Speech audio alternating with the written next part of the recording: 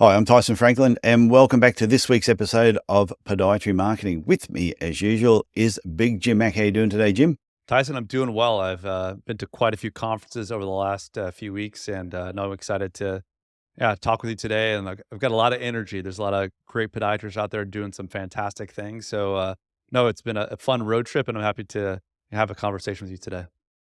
Yeah, I was going to open up with welcome to Podiatry Marketing, the world's #1 podiatry marketing podcast.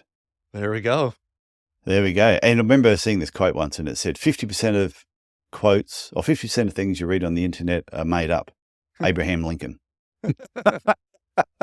I've seen that. That's a good one. I'm just trying to get the percentage of American listeners over the percentage of Australian listeners. So maybe we could have a little contest sometime to see if we can get more. Which country is going to have more listeners of podiatry marketing. So That's funny, isn't it? Like Australia is so small. yeah, With 26 million compared to over 300 million.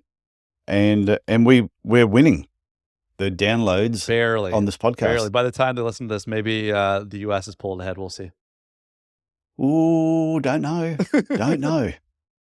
Plus, remember, you're 10 times bigger, 15 times bigger. So you should have 15 times No more excuses. downloads. No excuses. I think it's Hey, how many podiatrists in the States? Is it like 14,000? I think it's Is that 8. bad? I think it's 18. 18? Yeah. Yeah, well, I'm not sure what it is in podiatry, but I know it's well over 6. Okay. So I think when you're looking at podiatry numbers, though, you don't have 15 times more podiatrists. But my co-host also you've released 500 other podcasts besides the one we do. So Yeah. I'm trying to play catch up. I'm not trying to say that I don't have the clout you do, but I'm definitely trying to play catch up here a little bit with your help. Yeah. And for the new American listeners, if you're new to the show and you're trying to beat the Australians, don't forget to check out the Podiatry Legends podcast while you're there. Nice plug.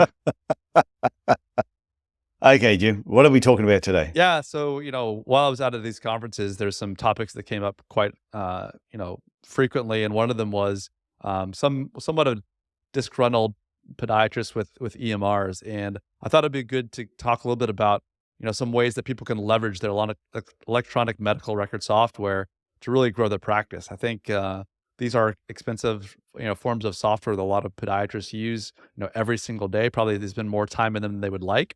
But I think there's also certain aspects of the software that are underutilized. And if people can be a little bit more knowledgeable about their EMRs and what the capabilities are, they can really use them to, generate more reviews, generate a better patient experience.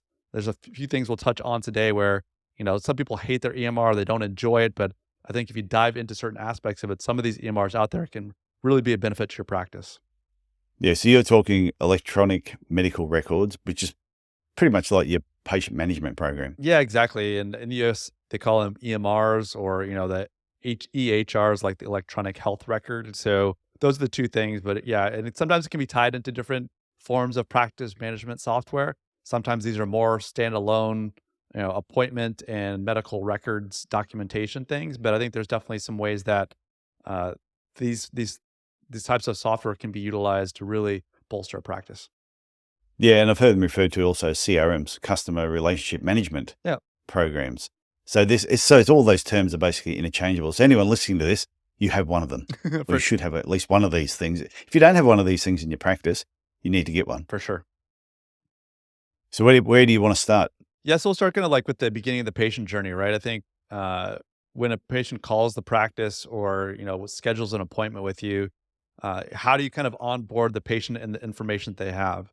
And it's pretty common, I don't know if it's still common in a lot of practices, but you're on the phone, people are taking a bunch of information down about the patient. And then even when they come into the clinic for the first visit, then they're given a form or something to fill out. What I've seen is there's some interesting EMRs out there that will send patient links to completing a medical history online even before they get to the appointment. So, through a kind of a custom questionnaire sent out by text message or email, it can really speed up and kind of save a practice some time. I know that maybe some people have older patients and it maybe doesn't work quite as well for those folks, but even having this kind of on a web system where you have an iPad with that available, or maybe a member of your staff is helping that person onboard into the practice, but this can save a significant amount of time. I think a lot of medical staff could be better utilized for the patient experience, less data entry if they're using kind of more efficient, time-saving ways to onboard patient. I think patients are going to like it too because they're going to spend less time. They can do it at their leisure. They can spend less time in the office. They kind of walk in. Hopefully, if the patient's running on time, they can get to the Yeah. treatment room a lot more quickly. Also, when you're not under the gun, kind of in that office, kind of maybe the doctor's ready to see you, you're not quite ready yet. It just it can lead to kind of a better accuracy of your medical record when you have time to maybe all your prescriptions are at home or you're just not under the gun, so you can really think about your entire medical history to give to the podiatrist. But it just really helps the clinic also prepare for the visit because they know why you're coming in and they can have a better sense in their mind about what are going to be the best ways to treat you. But obviously, they're going to listen to you. They're going to go over the history and physical and perform a physical just to make sure that they're giving you the best possible care. But I think the sooner and the easier that they can get that information about you and why you're coming to see them, the better care they can provide. Yeah, it's interesting. Yeah, I've seen physios, chiropractors. I've never had to make an appointment to see a podiatrist, but usually it's the same thing. You make the appointment, and two times I get frustrated is when I've provided a whole pile of information over the phone, but they've taken all this information, but then I turn up and they still give me a form to fill in. And I've got to repeat the same information that I already gave them over the phone. I'm thinking, Right. you should have half of this already, but then it'll go into more detail. However, when I've seen a specialist, so not too long ago, I saw a neck surgeon, seems to be a common problem in podiatry, a few neck problems. And I was provided something way ahead of my appointment, a couple of weeks beforehand. I filled everything out completely. So when I arrived, they just said, "Hey, Tyson, take a seat. He'll be with you soon." Didn't have to complete it. And I tell you, it was such a more enjoyable experience turning up. I could just sit down and get ready for my appointment and then wait an hour and a half to get in. But that's a different story altogether. Yeah, but it gives you the opportunity for that kind of wow patient experience, right? They feel like they didn't just, potentially waste a lot of time having to double fill out that paperwork. And like also I said, like if the medical assistant or the front desk people don't have to be data entry people, they can really focus on the kind of the care of the patient and just really providing them a Mm. better experience. I think that's definitely really important. The second part is, if you do have a good EMR, you're going to have automated patient reminders and automated appointment reminders. So many EMRs offer automated reminders for appointments via email or text message. This feature, reduces no-shows and keeps the patient kind of keeps the practice at top of mind for the patients. They have a network of people that they're with as well. So by you kind of reminding the patient that, you stay top of mind if someone in their network is looking for somebody, it shows a level of care and a level of, there's going to be someone in that treatment room for you to treat as opposed to forgetting about their appointment. So personally, these reminders can really enhance patient engagement and making sure that they're showing up for their appointments. Yeah, well, even with the Podiatry Legends podcast, I think I've mentioned it before, when I have guests come on there and I have it all set up that they will get automatic reminders at certain times that when the podcast time's due. The amount of positive feedback that I've had from guests saying, these reminders are great, thanks. And they actually thank me for the reminder. Or if they need to change something, they can easily respond and change from that reminder in the way that it's actually set up. It saves me a ton of time and it also saves them a lot of time. No, 100%. There's like some of those nice automated features that, it just, you have to think about it less. People are busy. So if there's something that's going to really aid you in, getting to your appointment on time and getting that great care you provide, patients are definitely going to be thankful for that. Yeah. But you could also probably, but it's also great for like recall campaigns. No, no, for sure. I think, EMRs can facilitate, really targeted recall campaigns. So if it's, tied into your EMR, getting, patient emails, maybe you want to see someone back 1 week after they get 1 week after an orthotic, just do a check and then maybe 6 or 12 months recall just to make sure that they're doing well. And, maybe after that 12 months, it's every 12 months to check and see, how's your orthotic doing? How's the top cover? Do you have any issues with it? But it can be a great way that your staff doesn't actually have to spend a lot of time in it, but if the EMR is tied it to an email system, or either it's within the EMR or has kind of an integration with a email system, it can be very beneficial because these campaigns can be completely automated based on the patient history, the treatment schedules, and it really ensures patient engagement and continuous care. And it can be a real revenue generator for the practice by just implementing something simple as these recall campaigns. Yeah, and they're also quite useful too, that even if you have a patient that inquires about a particular problem, if you can talk to them about that problem and at least even get their email address and some information from them, you can then also provide additional information about their problem, even if they haven't made an appointment yet. And this is what I think, the earlier episode when we spoke about the term is the money's in the follow-up. It's the nurturing process. Right. Somebody has heel pain, they've inquired, they're not ready to make an appointment, but if you can get their email address at least, you can then automate something that can keep providing better information for them. No, I think the nurture, like I was talking more, yeah, definitely the recall is more for that established patient that's already come into, but I definitely Yeah. agree with that, if someone does call into the practice and like, oh, I've been having left heel pain for a while. Should I come and see you? I don't really know or not. Yeah, definitely setting up a sequence of maybe 2 or 3 emails to kind of follow up with that patient if they decide not to make an appointment at that time can provide them good information, but also kind of build trust that you're not just trying to like get them in there and just do a bunch of stuff. Maybe they just want to have a bit more information. They've been having this plantar fasciitis for 3 or 4 months and they've tried some different things, but if you help educate them in a way and let them come to you when they feel ready, I think it can be a very successful way to kind of develop that relationship. Yeah, so other than just your recalls and then say nurturing, you could probably also use it quite well with patient education.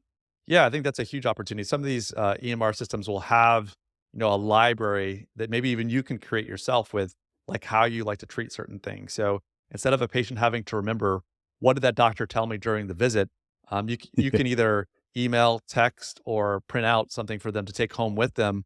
That's very convenient. That doesn't take you. You don't have to go search for it on your Google Drive. You don't have to search around. It should be pretty accessible based off of the coding that you provided your EMR. So some EMR systems have that allowed, to send those out. And just, sharing different types of foot care tips or new services you provide as well, and kind of updating about the practice, through, and sometimes, like I said, these can be integrated into email systems. So if you're looking to, pull patient emails to a generalized newsletter as well, that can be beneficial. So you don't have to be exporting CSV files and sending them to an email newsletter provider. Sometimes these can be pulled directly from your EMR. So integrations and, like I said, patient education and making sure that the patients know what's going on. This kind of stuff within an EMR can be very, very beneficial to your practice. Yeah, and I like the idea of the patient education too, that if they've had a particular, say for example, you've fitted a pair of orthotics, you've given them instructions, you may have given them written instructions, which they've folded up, put in the back pocket, and it's gone through the wash, which is what sometimes happens. And what we were doing towards the end there is you can create an audio file, you can create the written instructions again, you can have these on your website, you can then have an email that goes out straight afterwards, knowing that when this happens, send this email. So it's all automated. That an email goes to that patient and says, oh, if you want to read the instructions again, follow this link. If you want to listen to the instructions, click here. If you want to watch a video and your podiatrist explaining the instructions again, follow this video. So there's so many things that you can do with patient education through those programs and actually have it all automated. Yeah, and I think there's a little bit of some people love these kind of patient portals that will sometimes provide those levels of communication and visibility for, like a video, like how to take care of yourself post-operatively. But I think, having a personalized post-procedure video, maybe even like in a selfie with the podiatrist, like holding a phone to their face, explaining to you how to take care of yourself afterwards, whether you do that one time and then kind of repeat it, or you just do it personally for a patient after they leave the room or at the end of the day.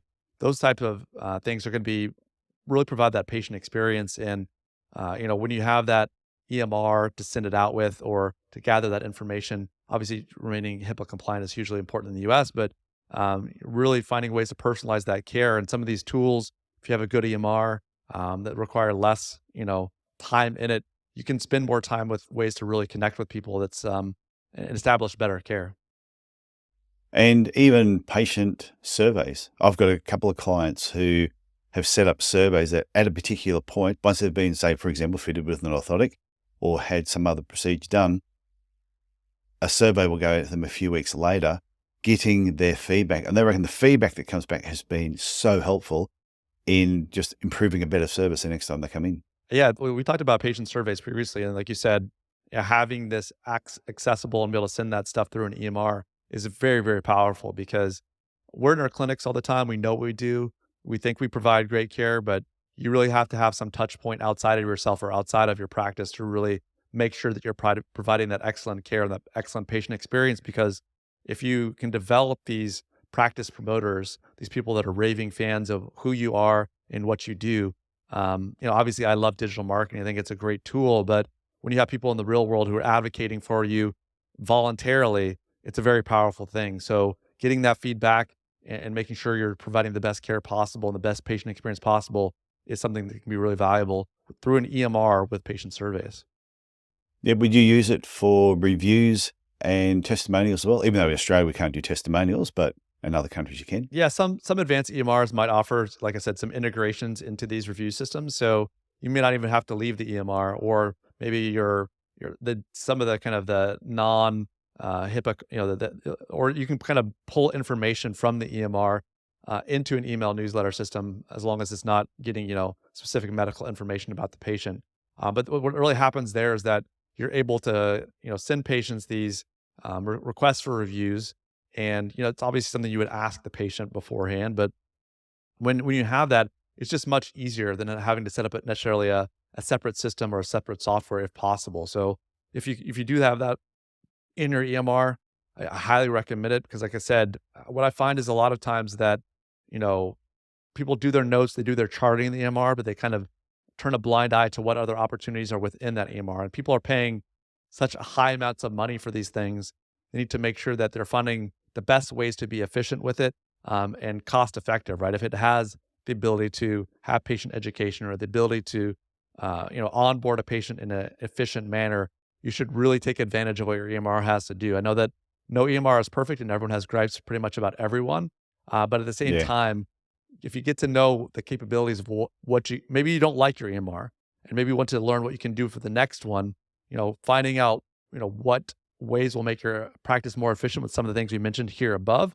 But, as they're growing and EMRs are changing, you're seeing things like AI and other things get implemented into it, which will really help generate faster, more accurate patient notes in the future. Yeah, just want to touch on the reviews there for a section too. Sure. I honestly believe the more reviews you give, the more reviews you get. So if you're enjoying this podcast, think about giving us a review on whatever podcast platform you're listening to. Thought I'd give us a plug there, Jim. But it's true. I think if you give, you get. So I just thought I'd just throw that in there. No, I totally Now, agree. what about integrating?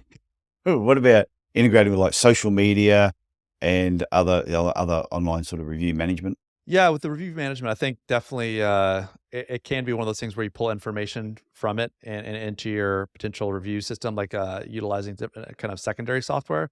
I haven't seen any EMRs themselves that like do much from a social media perspective. I've seen sometimes you can Mm, pull information into like a review gathering site, and if someone is given a 5-star, you can kind of make a small image, or you can make something shareable for social media. But maybe in the future there'll be more integrations. I think there's a little, especially in the US, it's a little tricky with, how much access to give some of these social media platforms, especially tying them into a HIPAA compliant EMR.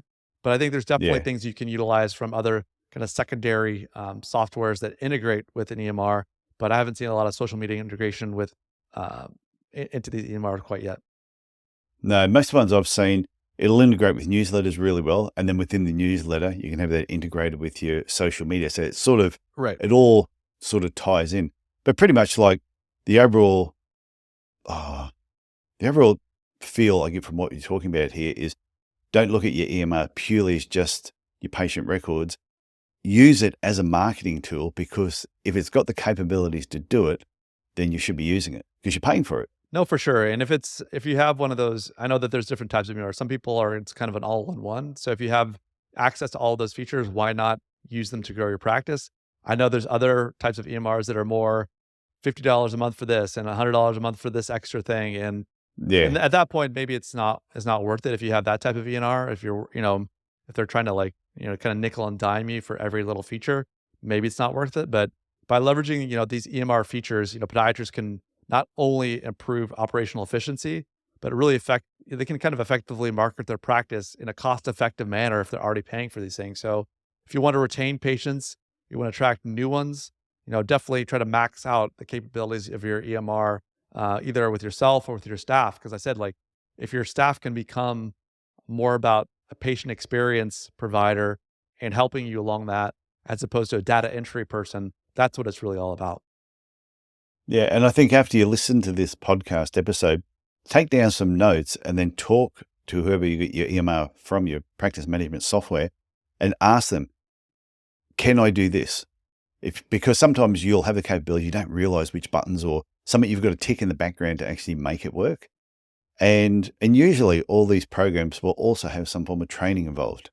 They'll have a website you can go to and you can learn how to actually apply these things. But I think it's first, work out what you want it to do, talk to your provider, can I do it? And if it can't, there may be something they haven't thought about that they may introduce. So the people that we used to use were like that. They were always wanting feedback.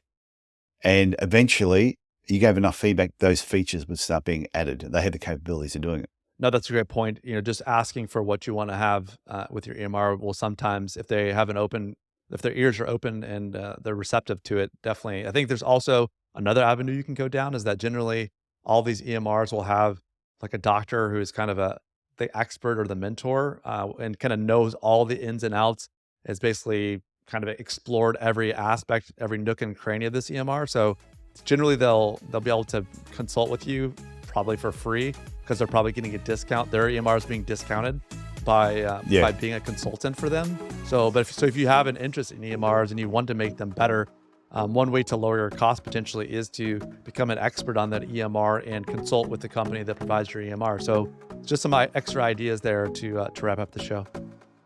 Yeah, and I've also heard people that have gone into Facebook and have searched for that particular EMR and seen if there's a users group that actually uses that particular software, and they've joined that and they've learned a lot going through that, down that avenue as well. Absolutely. Okay, Big Jim, this has been an interesting topic. I hope everyone takes something away from this and actually applies it. So I look forward to talking again next week. Sounds great, Tyson. Okay, see ya. Bye.